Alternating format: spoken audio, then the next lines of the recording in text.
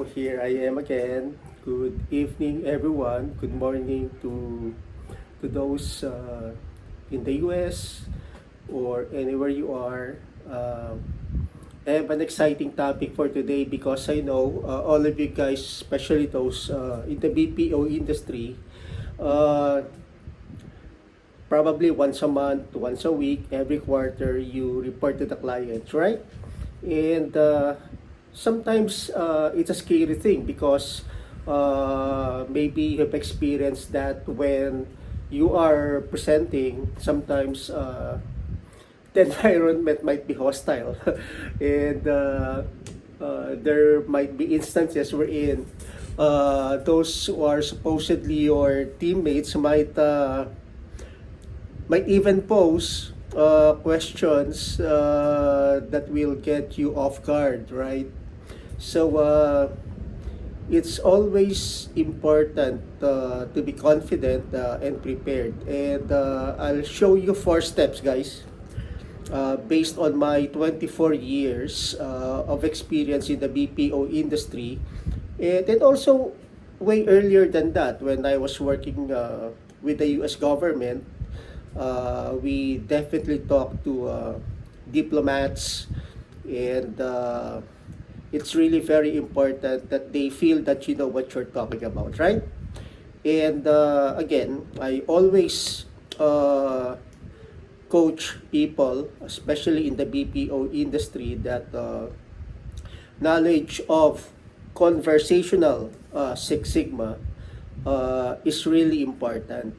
I'm sure some of you or most of you have attended workshops, whether Six Sigma, automation, agile, or whatever.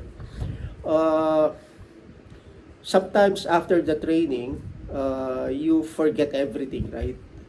That's why it's really very important that we talk the talk, walk the talk, etc., and apply what we learned in day to day so that it is embedded in us already. And when you talk about complicated things in a simple way, like what we are doing right now, then your skills on it will improve as you do it on a daily basis. So I'll pause there, and before we continue, I'd like to tell everyone that we're gaining ground. People are already noticing our videos, and some of you have subscribed already. I'd like to shout out to a good friend of mine, probably, in my opinion, probably one of the best BPO leaders in the world. Shout out to Patrick Salazar. He's a great guy. He is someone who is very inspirational, and I learned a lot from him. He probably is one of the few idols I have in the industry. So going back to our topic, guys. Uh, so when you present your report to the clients, the first thing that you need to know is to be confident. And you can do that by laying the predicate. So it doesn't have to be complicated. So you can talk about what you are going to report, but you need to exude that aura of confidence. As simple as that. As simple as that. I know, guys, especially when you are seated in the boardroom or when you are facing the clients, it's a scary thing, right? That's normal. That's okay. That's perfectly all right. And as I mentioned earlier, sometimes people will be hostile. Again, in fact, I love that because that will bring out the best in you. And what's more important is part two, this, or the second step, step two, wherein you need to talk less. Or I would say choose the words, but be natural. And you can do that by practicing, doing what I'm doing right now. This is impromptu.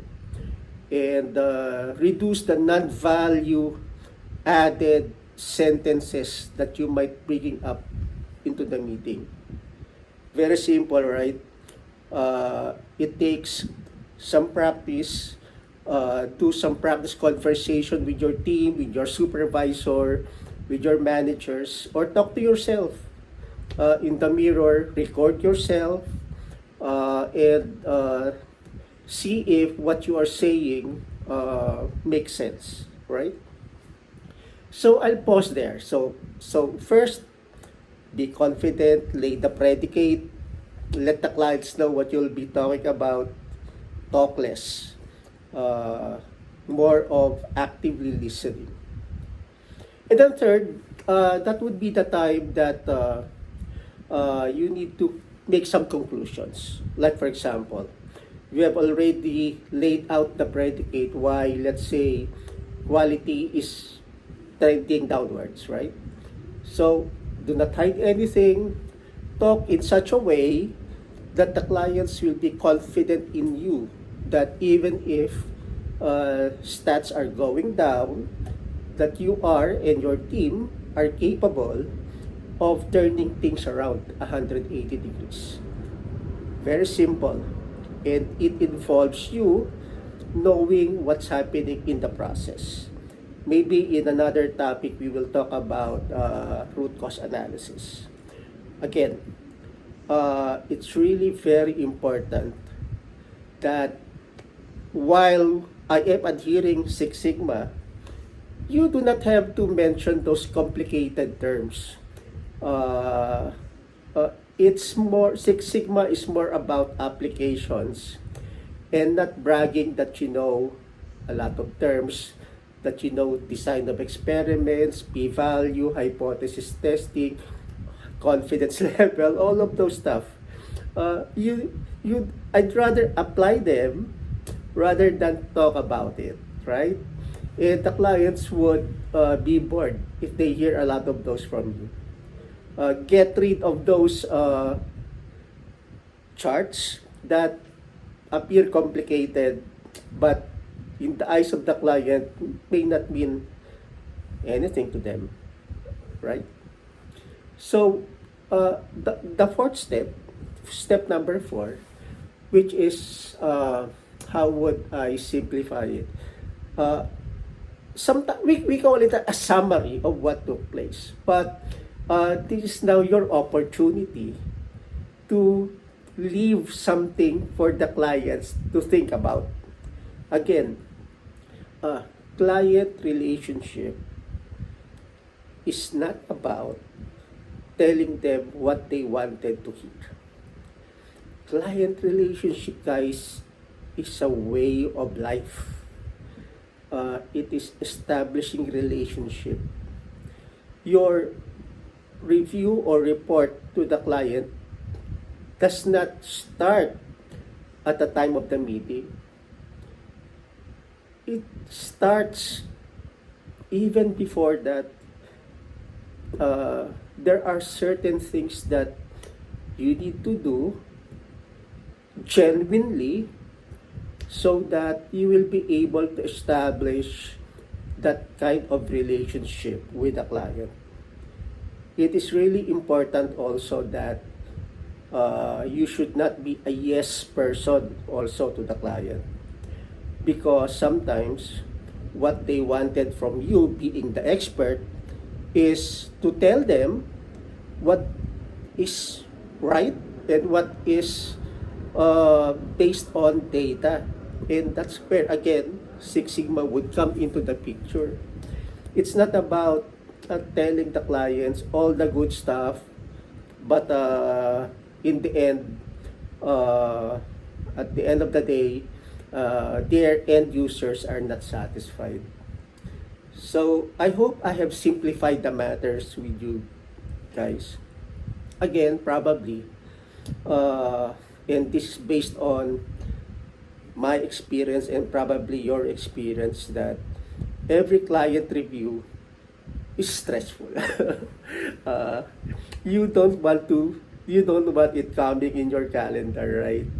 But if you live uh, a culture wherein uh, you uh, establish that kind of a relationship with your client, then time will come that you would want to talk to them daily without any stress uh, on your end. So again, guys, follow those 4 steps and you can consult me for free. You know where to reach out to me, right? Okay. Happy shift. And again, shout out to the people who are watching. I just tell myself I know I have only a few subscribers at this time. But mind you, all my subscribers can buy a Rolex. Okay. Good night, guys.